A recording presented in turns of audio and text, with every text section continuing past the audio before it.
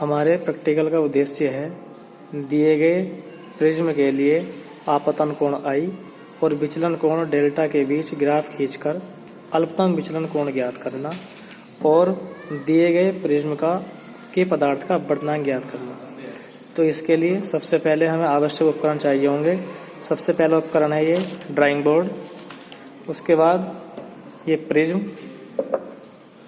इसके बाद हमें चाहिए होगा एक प्लेन शीट और कुछ पिने और एक प्रोटेक्टर, स्केल वगैरह।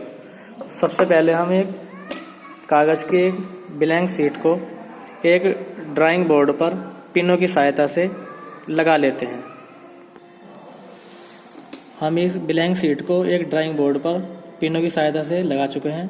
अब हमें इस शीट पर एक स्ट्रेट लाइन ड्रॉ करनी है। यहाँ स्ट्रेट लाइन ड्रॉ करते हैं। अब इस लाइन पर जिस प्रिज्म का हमें अपवर्तनांक ज्ञात करना है उस प्रिज्म को कुछ इस प्रकार से रख देते हैं।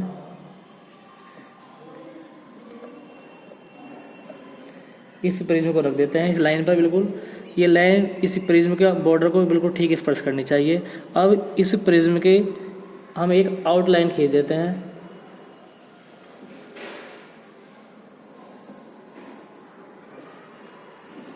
यहाँ इस प्रिज्म की आउटलाइन खींचने के बाद इस प्रिज्म के ये दो तल हैं, ये दो अपवर्तक तल हैं और इसके बीच का जो एंगल होता है ये प्रिज्म कोण, प्रिज्म एंगल कहलाता। अब यहाँ से हम इस प्रिज्म के एक अपवर्तक पृष्ठ पर किसी भी पॉइंट पर एक नॉर्मल मतलब अभिलंब ड्रॉ कर लेते हैं, खींच लेते हैं। प्रोटेक्टर की सहायता से एक अभिलंब खींच लेते हैं।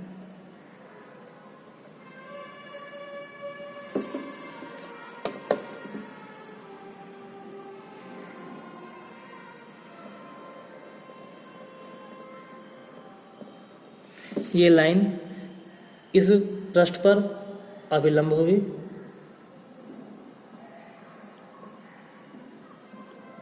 अब हम इस पृष्ठ पर कोई प्रकाश किरण इंसिडेंट करनी है तो हम इस प्रोटेक्टर की सहायता से विभिन्न कोणों के 30 degree, 35 degree, 40 degree, 45 degree, 50 degree इत्यादि के कोण इस प्रोटेक्टर की सहायता से बना लेते हैं। तो सबसे पहले हम इस पर एक 35 डिग्री का एक कोण से एक किरण रेखा खींचते हैं।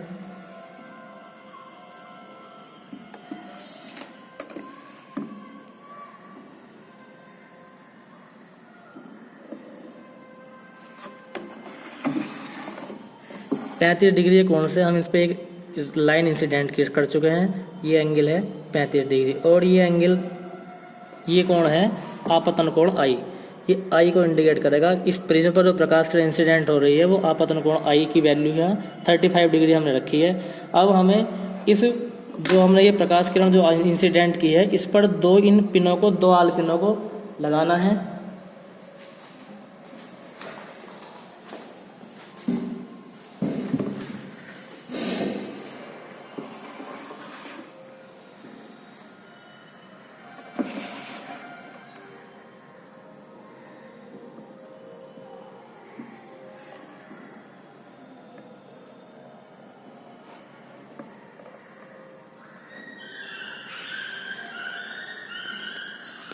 इन पिनों को इस प्रकार से लगाते हैं कि सामने से देखने पर इन पिनों के एक पिन के बाद दूसरी पिन हमें नहीं दिखाई देनी चाहिए। मतलब एक पिन दूसरी पिन को ठीक ढक लेनी चाहिए।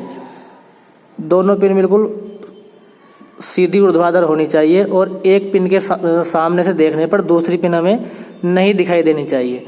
हम देख रहे हैं कि एक पिन के पीछे दूसरी पिन हमें बिल्कुल दिखाई नहीं दे रही। ये इसका लगाने का सही तरीका होता है।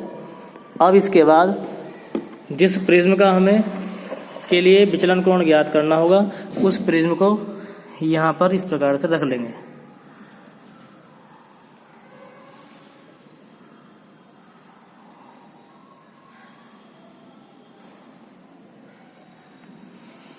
अब इसका एक अपवर्तक पृष्ठ यह है और दूसरा अपवर्तक पृष्ठ यह है। हमें पता है कि प्रकाश किरण प्रिज्म के एक पृष्ठ से प्रवेश करती है और दूसरे अपवर्तक पृष्ठ से प्रिज्म से बाहर निकलती है। तो अब हम इस प्रकाश किरण को इस प्रिज्म के दूसरे पृष्ठ से देखते हैं तो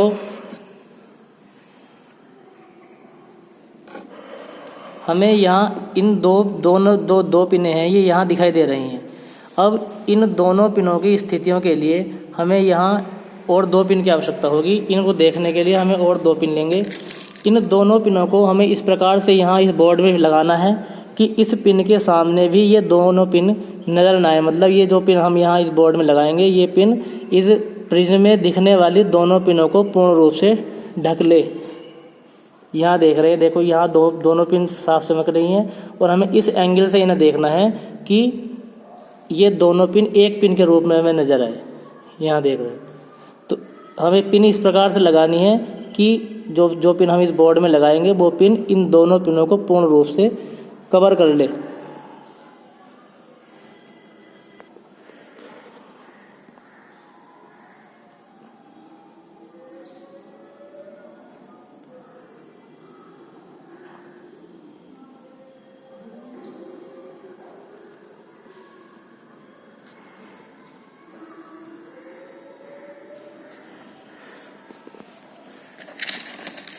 हम देख रहे हैं ये तीनों पिन बिल्कुल एक लाइन में है।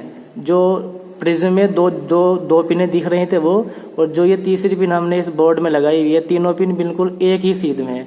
अब इसके बाद हमें एक चौथी पिन लेनी है और वो भी इस पिन के बिल्कुल ठीक लाइन में लगानी है और इसी प्रकार से लगानी है कि इसके सामने की जो पीछे की जो तीनों पिन है ये उन तीनों पिनों को कवर कर ले।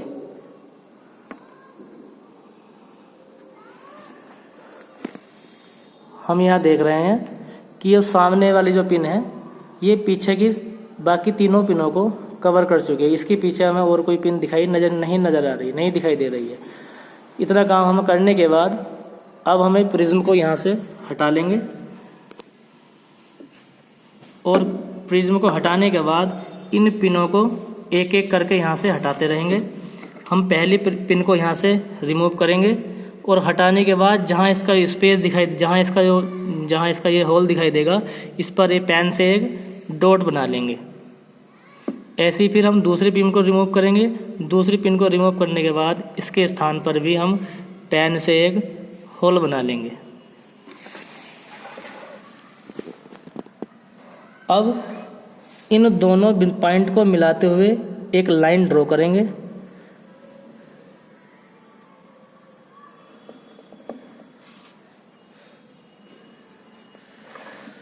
हमें यहाँ ये दिख रहा है कि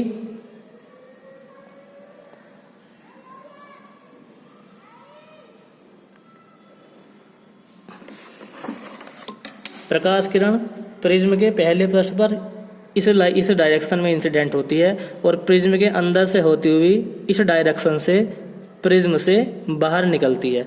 हमने विचलन कोण पढ़ा था, आपतित किरण को आगे बढ़ाने पर और निर्गत किरण को पीछे बढ़ाने पर। ये है आपतित किरण, इंसिडेंट रे,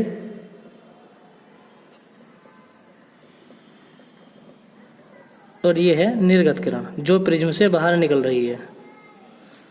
निर्गत किरण आपतित किरण को आगे और निर्गत किरण को पीछे बढ़ाने पर ये जिस पॉइंट पर काटती हैं उस पॉइंट पर बने कोण को बोलते हैं विचलन कोण। तो इसके लिए हम इस आपतित किरण को, इन दोनों पिनों को भी अब हटा लेते हैं। आपतित किरण को तो हम स्केल की सहायता से इस आगे बढ़ाएंगे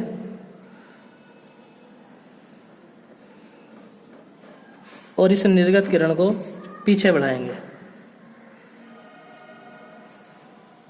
निर्गत किरण को पीछे बढ़ाते हैं। तो यहाँ देख रहे हैं ये दोनों एक दूसरे को एक पॉइंट, इसको M लिख लेते हैं, पॉइंट M पर क्रॉस करती हैं। इस पॉइंट M पर जो बाह्य कोण बनता है, इस कोण को बोलते हैं विचलन कोण डेल्टा। अब इसकी वैल्यू हमें प्रोट्रैक्टर की सहायता से हम इस कोण को नाप लेते हैं।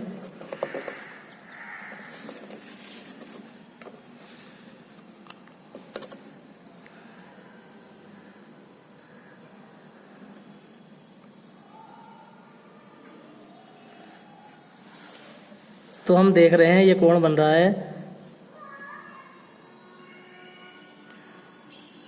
48 डिग्री। ये कोण हमें फाइंड हुआ 48 डिग्री। तो हमें 35 डिग्री एंगल पर इंसिडेंट करने से जो हमें डेविएशन एंगल, विचलन कोण प्राप्त हुआ, उसकी वैल्यू है 48 डिग्री। तो इसको हम अपने टेबल में फिल कर लेते हैं। 35 डिग्री पर प्रकाश किरण आपतित करने से विचलन कोण हमें प्राप्त होता है 48 डिग्री, 48 डिग्री। अब हम इसी प्रकार इस आपतन कोण का मान 5-5 डिग्री करके बढ़ाते रहते हैं। जैसे हमने 30 डिग्री पर आपतित की, फिर हम इसको 35 डिग्री के बाद 40 डिग्री पर इंसिडेंट करेंगे, 45 डिग्री पर इंसिडेंट करेंगे, फिर 50 डिग्री पर इंसिडेंट करेंगे, और इसी प्रकार से इन पिनों को यहाँ लगाते रहेंगे। अब हम इसी प्रकार से हमने इस प्रिज्म के एक सतह पर हमने कई कोण 5-5 डिग्री कोण बढ़ाकर 40 डिग्री, 45 डिग्री, 50 डिग्री इस प्रकार से यहाँ प्रकाश किरण आपतित कर ली है, आपतित किरण प्रकाश खींच दी है। अब हम फिर से वही प्रोसेस दोबारा अपनाएंगे। सबसे पहले जो ये इंसिडेंट रे है, सबसे पहले इस इंसिडेंट रे पर ये हमें फिर से 2 पिनें गाड़नी होंगी।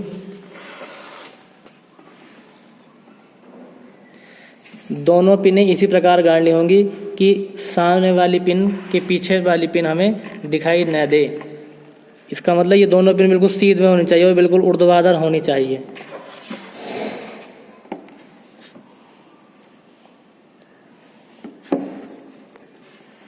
हम देख रहे हैं दोनों पिनों को हमने इस प्रकार लगा लिया है कि एक पिन से के सामने से देखने पर उसके पीछे वाली पिन बिल्कुल हमें नजर नहीं रही, बिल्कुल दोनों एक सीध में है।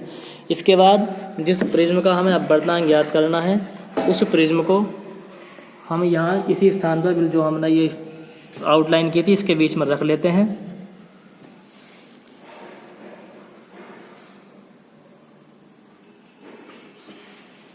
अब प्रिज्म के इस सरफेस से, इस अपवर्तक पृष्ठ से प्रकाश किरण प्रवेश करती है और इस वाले अपवर्तक पृष्ठ से प्रकाश किरण बाहर निकलती है। तो हमें फिर से 2 पिनों को इसी प्रकार गाड़ना है कि ये दोनों पिन की जो पिन हम इस बोर्ड में लगाएंगे, ये पिन इन जो प्रिज्म में पिन दिखाई दे रही हैं, ये पिन दिखाई दे रही हैं, प्रिज्म आप क्लियरली देख सकते हैं, प्रिज्म में 2 पिन दिखाई दे रही हैं। इन दोनों पिनों को जो हम बोर्ड में पिन लगाएंगे, ये पिन इन दोनों पिनों को पूर्ण रूप से कवर कर लेनी चाहिए, ढक लेनी चाहिए। लगाते हैं।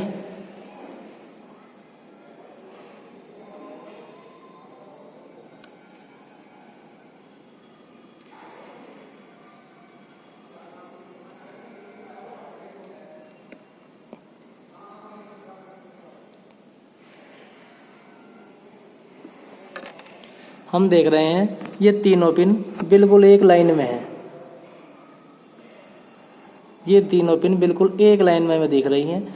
सामने वाली पिन ने पीछे वाली दोनों पिनों को कवर कर लिया है। इसी के जैसे हमें इसके आगे एक पिन और लगानी है इस बोर्ड में।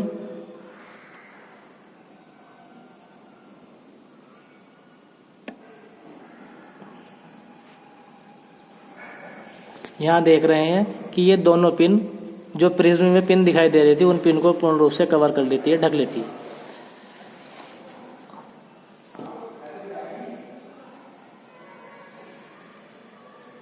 इसके बाद हमारा नेक्स्ट स्टेप है, इस प्रिज्म को हम यहाँ से हटा देंगे और एक एक करके इन पिनों को भी यहाँ से रिमूव कर देंगे। जहाँ ये पिन लगी हुई थी, इस पर एक पेन से एक डॉट बना लेंगे, दूसरी पिन को भी रिमूव करके यहाँ से पेन से एक डॉट बना लेंगे। अब इन दोनों पिनों को, इन दोनों बिंदुओं को मिलाकर एक लाइन ड्रॉ करेंगे, एक लाइन खींचते हैं।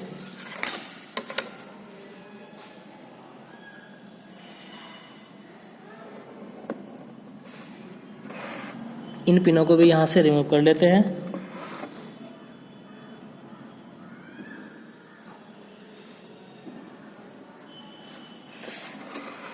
तो हम देख सकते हैं कि प्रिज्म में प्रकाश किरण इस एंगल से इंसिडेंट की और प्रिज्म के अंदर से होती हुई इस एंगल से प्रिज्म से बाहर निकलती है। अब हमें विचलन कोण ज्ञात करने के लिए पहले पढ़ चुके हैं कि आपतित किरण को आगे और निर्गत किरण को पीछे बढ़ाते हैं। तो इस स्केल के थ्रू हम इस इंसिडेंट रे को आगे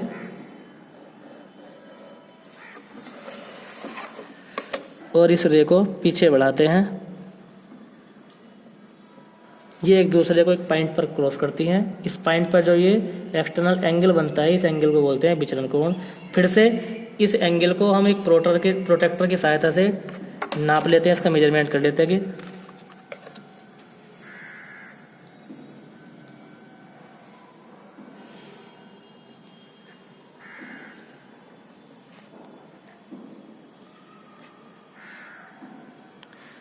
यहाँ हम ये कोण देख रहे हैं, ये बनता है 47 डिग्री।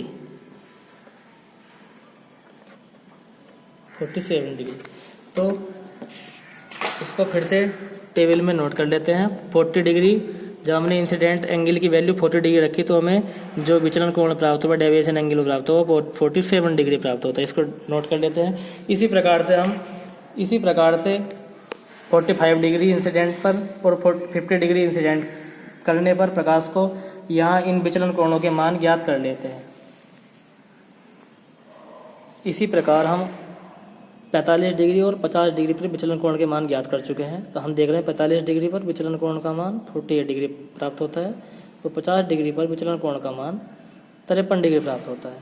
अब इसी प्रकार अब हमें इस आपतन कोण I और विचलन कोण डेल्टा के बीच एक ग्राफ प्लॉट करना है, एक ग्राफ खींचना है। इसके लिए सबसे पहले हम ग्राफ पर एक उचित पैमाना मानकर आपतन कोण और विचलन कोण को चिन्हित कर लेते हैं।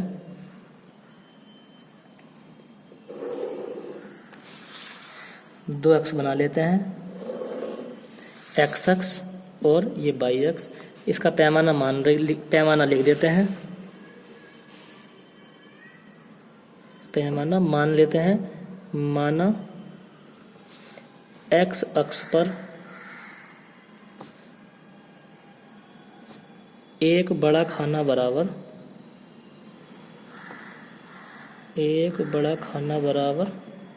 10 डिग्री को यहाँ चिन्हित करा। तो एक छोटा खाना करेगा, एक छोटा खाना बराबर 1 डिग्री को। यही सेम स्केल हम बाई एक्स पर भी सेम स्केल मानते हैं कि एक बड़ा खाना 10 डिग्री को, तो एक छोटा खाना बताएगा 1 डिग्री को। एक्स अक्ष पर हम आपतन कोण I को इंडिकेट करते हैं डिग्री में,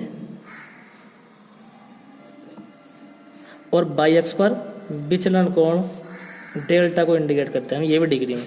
हम देख रहे हैं 35 डिग्री आपतन कोण के लिए विचलन कोण का मान प्राप्त होता है 48 डिग्री। तो 35 डिग्री इस पर स्केल यहाँ मान लिख देते हैं।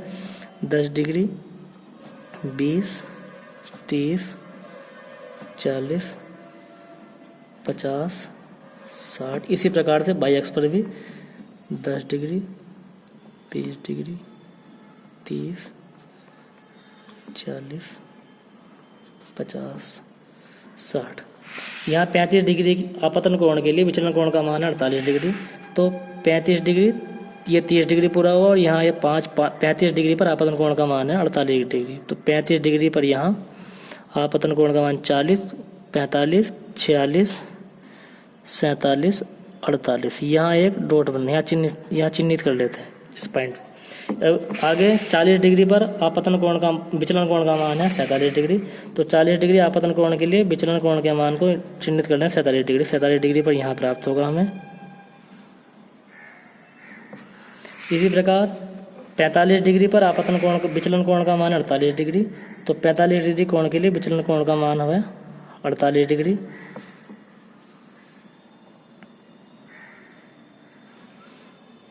45, 46, 47, 48। और 50 डिग्री के लिए विचलन कोण का मान प्राप्त होता है 53 डिग्री। तो 50 डिग्री आपतन कोण के लिए विचलन कोण का मान 53 डिग्री। इन डॉट को मिलाते हुए यहाँ से एक वक्र खींचते हैं।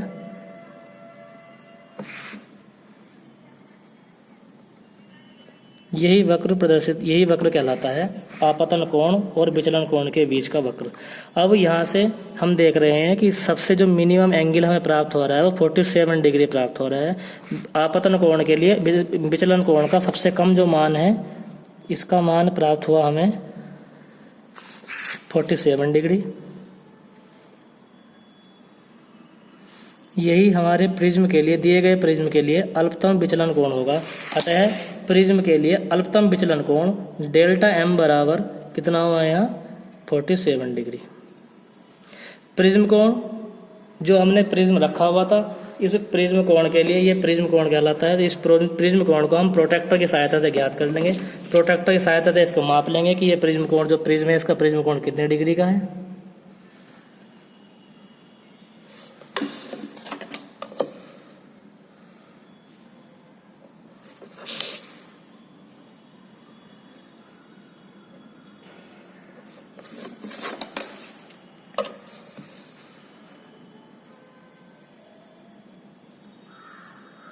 तो ये प्रिज्म कोण है 60 डिग्री का। तो प्रिज्म कोण ए की वैल्यू हुई यहाँ 60 डिग्री 60 डिग्री। हमने प्रिज्म के पदार्थ के अपवर्तनांक का फॉर्मूला पढ़ा था, n is equal to sine delta m plus a upon 2 upon sine a/2। यहाँ से वैल्यू पुट करते हैं। साइन डेल्टा m की value 47 degree plus a 60 degree upon 2 और अपॉन साइन 60 अपॉन 2। सारी कैलकुलेशन को सॉल्व कर लेते हैं। Sign 107 upon 2